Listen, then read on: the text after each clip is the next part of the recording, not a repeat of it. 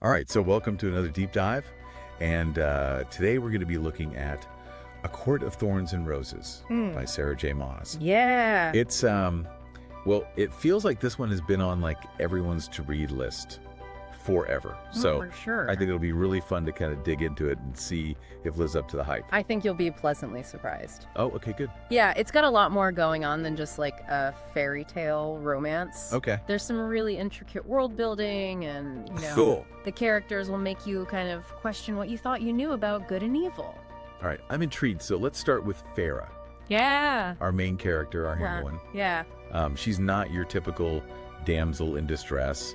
She's out in the woods hunting to, feed her family, which I feel like right away tells you she's practical, resourceful. Oh, absolutely. And I mean, this isn't just like casual hunting either. This is, she's the sole provider for her family. And the way Maas describes her, like skinning this wolf, not shying away from any of the details, just shows you how essential her skills are to their survival. Yeah, there's no sugarcoating here. No. But then she kills this wolf, and it turns out to be no ordinary creature. Right. So what's the significance there? Well, it's our first clue that we're not really dealing with just the human world, Well, okay.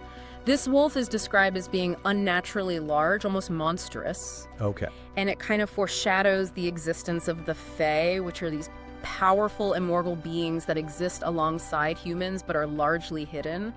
And killing one, even in self-defense, has serious consequences. Right, because it brings Camlin, Yes. one of the high fays, right to her doorstep. And I have to admit, the description of him arriving, this terrifying beast-like creature demanding retribution, I mean, I got chills reading that part. Oh, for sure. So who, or I guess what exactly are high fae? So they're essentially fairy royalty, so think of them as the most powerful and ancient of the Fae, and each of them rules over a different court with its own, atmosphere and unique magic. Okay. And Tamlin, as we come to find out, rules the Spring Court.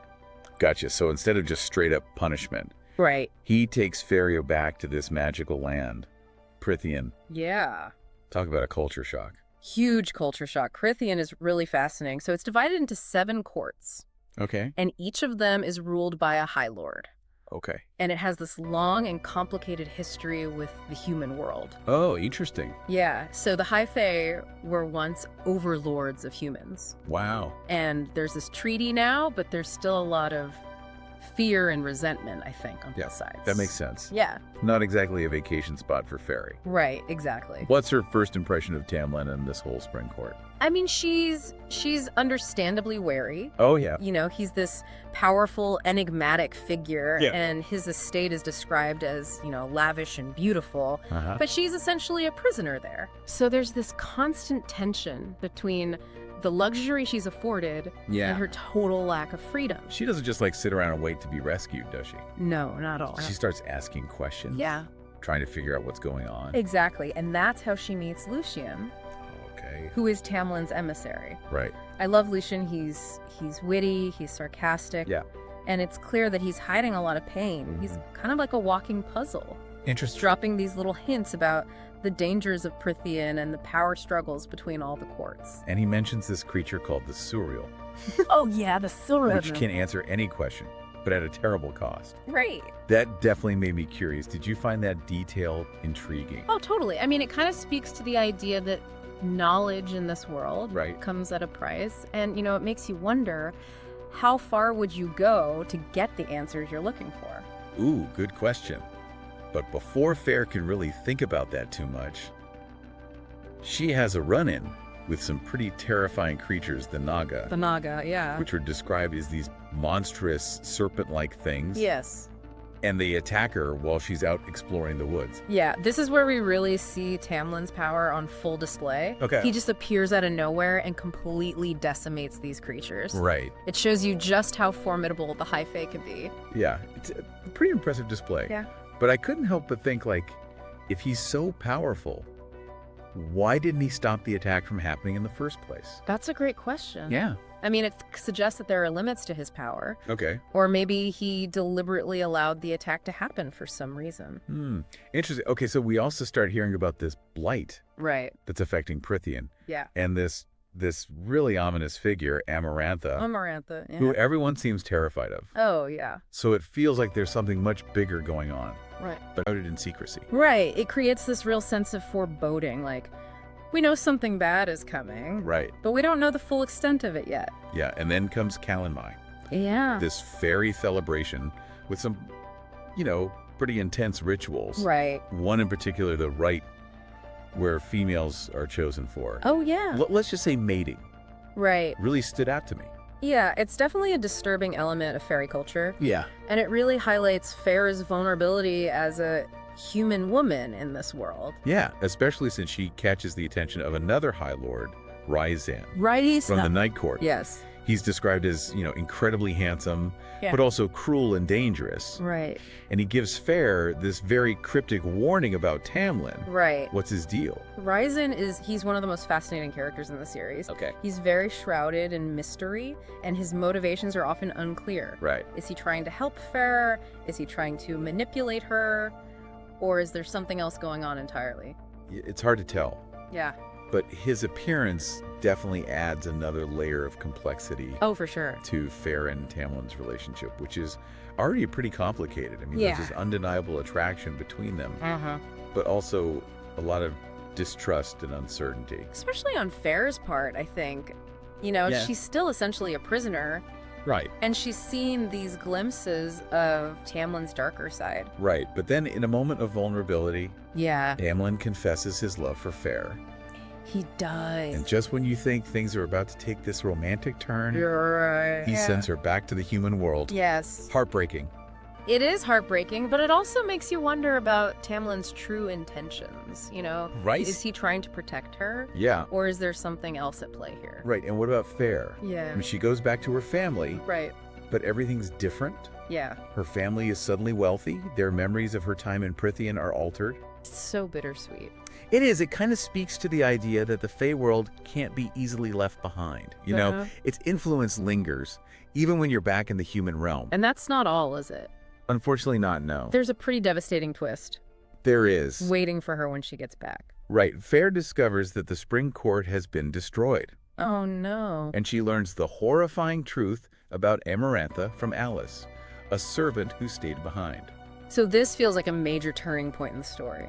Oh, absolutely. What can you tell us about Amarantha and her role in all of this? So Amarantha she's basically the embodiment of cruelty and tyranny. Okay.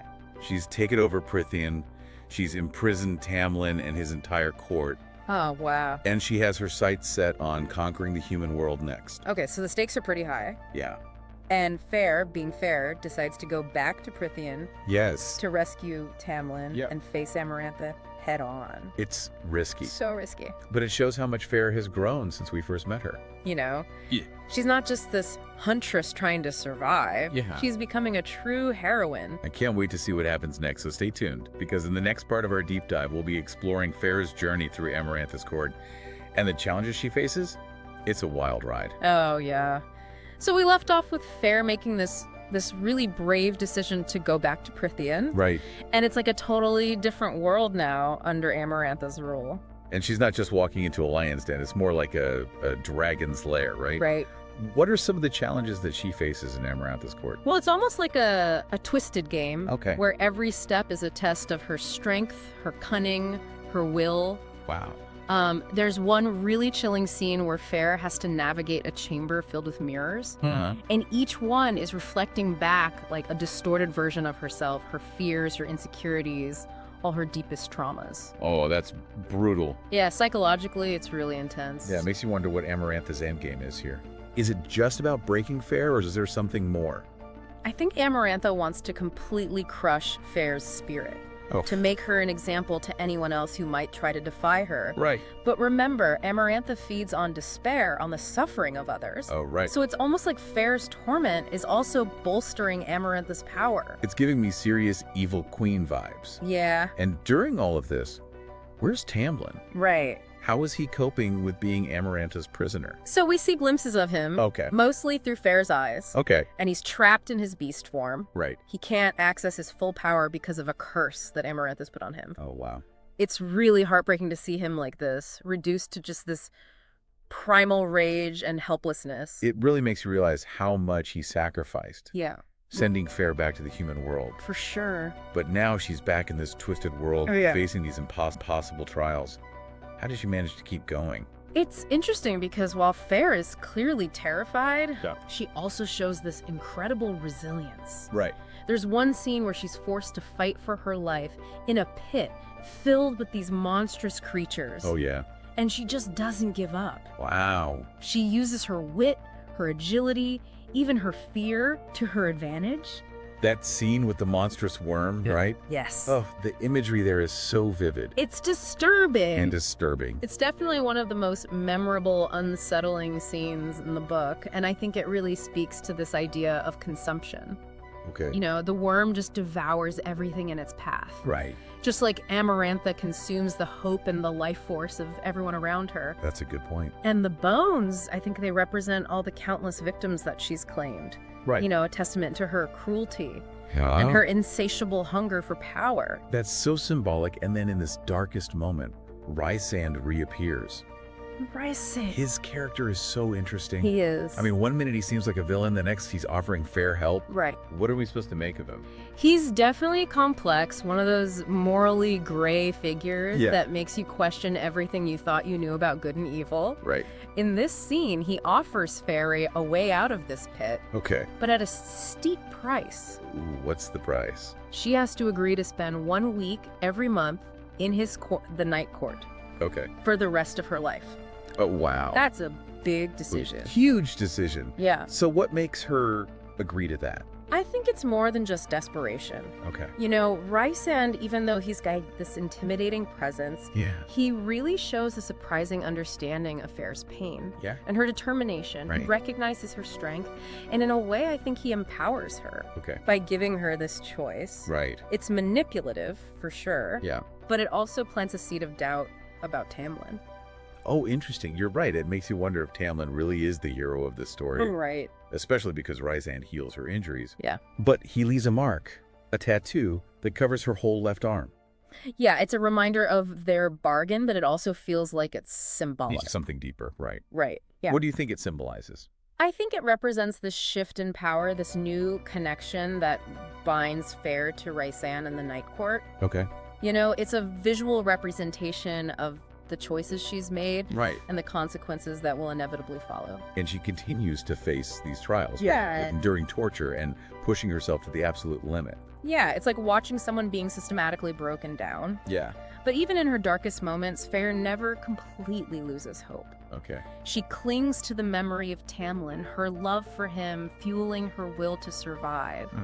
It speaks to the power of love to kind of transcend even the most unbearable suffering. And then we get to the final trial, Yes. which is just wow. Yeah. Amarantha gives Feyre this impossible choice. Right. Kill young Feyre or Ugh. kill herself. Yeah. And either way, Tamlin's fate is sealed. Yeah. How can anyone make a decision like that? It's gut-wrenching. Yeah. It's a true test of Feyre's character. Right. It forces her to confront this darkness that's inside of her, you know? Yeah. The part of her that's capable of violence Right. and sacrifice. So what does she choose? In a moment of desperation, Feyre chooses to sacrifice herself. Wow. She plunges a dagger into her own heart, Oh my God. believing that it's the only way to save Tamlin and his court. Oh, so tragic. Is that the end for Feyre? Not quite, just as she's dying. Okay. Rysand intervenes. Oh, wow. He uses the last of his power to stop her heart, Okay. but keep her alive, barely. Wow. Okay, so she's alive. But in that moment, Feyre discovers something shocking. Rysand has been subtly manipulating events all along. What? Yeah. How has he been manipulating things? So remember how Amarantha feeds on despair? Right. Well, Rysand has been planting seeds of doubt Okay. in her mind, subtly challenging her belief in her own power. Okay, so he's playing the long game here. He is. It's a risky strategy, Very risky. but it's starting to work. So he's not just a powerful fairy, he's like a master strategist. Exactly. And he's using Feyre as a pawn in his grand scheme. Wow. But here's where it gets really interesting. Okay. When Feyre seemingly defies death by surviving that dagger wound, Right. it creates this crack in Amarantha's facade, a moment of vulnerability, Okay. and Tamlin seizes on it. So Tamlin's not completely out of the picture. No, he's been waiting for his chance. Okay. Remember, he's trapped in his beast form. Right. But seeing Feyre seemingly cheat, it breaks through Amarantha's curse just enough to access his power. Oh, And he unleashes all his rage and fury on Amarantha. sounds like an epic showdown. It is. It's brutal. Yeah. It's bloody. Right. And ultimately, Tamlin triumphs. Okay. He kills Amarantha, freeing himself and his court. It's a huge victory, but there's also this sense of unease. Yeah. Like, what happens now? That's a great point. The parents defeated. Right. But the scars remain. Feyre is deeply traumatized by everything she's been through. Of course. And even though she's reunited with Tamlin, Yeah. their relationship has fundamentally changed. Right. She's not the same girl who walked into that forest all those months ago. Exactly. And let's not forget about that bargain she made with Rysand. Right. She's still bound to spend a week every month in the Night Court. Yes. What does that mean for her and Tamlin? It creates this whole new set of challenges Right. and possibilities. Yeah. I mean, on one hand, Rysand, despite his manipulative tactics, he's shown this surprising depth of understanding and compassion towards Feyre. Right. He might be the only one who can actually help her heal. Oh, interesting. But on the other hand, being tied to the Night Court Yeah. puts her in a really dangerous position. For sure. It's like she's caught between two worlds, Yes. two powerful fairies. Yeah. And she's still trying to figure out who to trust. Yeah. Yeah, caught between these two powerful fairies. It's like a love triangle, or maybe more like a love rhombus, Yeah, right. with Tamlin and Rysand. And let's not forget Lucienne either. Oh, right, Lucy. Yeah. He's got feelings for Feyre too. He's definitely developed feelings for her, yeah. He's become such a good friend to her. Yeah, always there to offer support. Always got that little sarcastic quip. And a little bit of humor. Yeah. So where does this leave Feyre and Tamlin? Yeah. I mean, they've been through so much together. They have. But it just feels like there's this growing distance between them. Yeah, and I think that distance really comes from this lack of understanding. Okay. Tamlin, while he clearly loves Feyre very deeply, Yeah. he can't really fully grasp the trauma that she's endured. Right. And he wants to protect her. He wants to shelter her from the world. Yeah. That's not what she needs. He keeps her like locked away in his manor, right? Yeah. Right. It's almost like she's a prisoner all over again. Yeah. It's like he learned nothing from what happened with Amarantha. Right. Exactly. Whoa. And it really highlights a key difference, I think, between Tamlin and Rysand. Okay, how so? Well, Rysand, even with all of his, manipulative tendencies, Yeah. he recognizes Feyre's need for agency, Right. for the freedom to make her own choices. So it's like he sees her strength, not just her vulnerability. Exactly. He challenges her, Yeah. pushes her to grow. Yeah. Even if it means pushing her away from Tamlin. And that's what makes the ending of this excerpt so interesting. Yes. Feyre realizes she can't stay with Tamlin. Right. So she makes the difficult decision to honor that bargain with Rysand Right. and go to the Night Court. It's a big move. It's such a bold move. You would think after everything she's been through, Yeah. she'd want like the safety and the familiarity. Yeah, you'd think so. But she chooses the unknown, the potentially dangerous. Yeah. Why do you think that is? I think it speaks to Feyre's, her innate desire for growth, for self-discovery. Right. She's not that naive girl who walked into the woods all those months ago. Right. She's faced unimaginable darkness. She's made impossible choices. Yeah. And she's come out stronger, more determined. She's not willing to settle for a life that stifles her, even if it means leaving the man that she loves. Right. That's powerful. It is. It's a really powerful statement about choosing your own path. Yeah. Even when it's, scary and uncertain. And I think that's what makes A Court of Thorns and Roses so much more than just a fairy tale romance. It is. It's about transformation. Yeah. It's about finding your voice Your power. in a world that's trying to silence you. Exactly. So for you, the listener, what are the key takeaways here? Why should you dive into this world?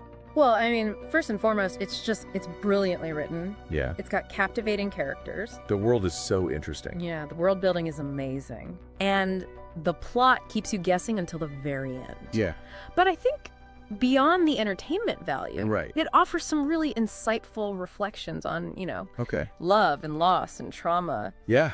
and the power of choice. It's about finding strength Hmm. in unexpected places Yeah, and challenging those assumptions right. about heroes and villains. Exactly. And honestly, Who doesn't love a good dose of escapism? Right. With a little side of romantic tension. That's always fun. So this is really just the beginning. Yeah, the story continues in the rest of the series. And believe me, there are more twists and turns. But more heartbreaking moments and more steamy encounters waiting to be discovered. So if you're looking for a book that will transport you to another world, make you question everything you thought you knew, and leave you wanting more, The Court of Thorns and Roses is definitely worth checking out. Definitely. As you read, ask yourself, what choices would you make in Feyre's shoes?